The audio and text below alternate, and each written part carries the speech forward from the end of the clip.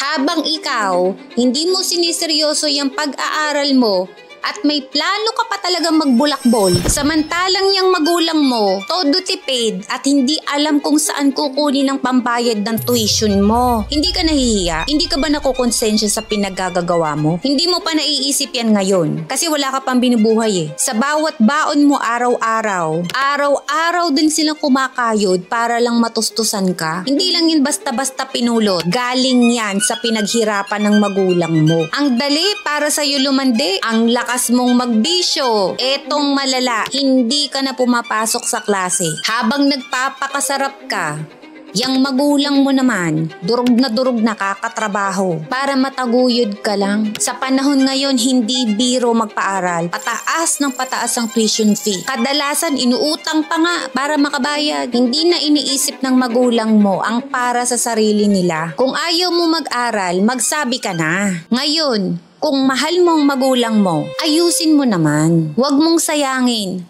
Maswerte ka, may nagpapaaral sa'yo.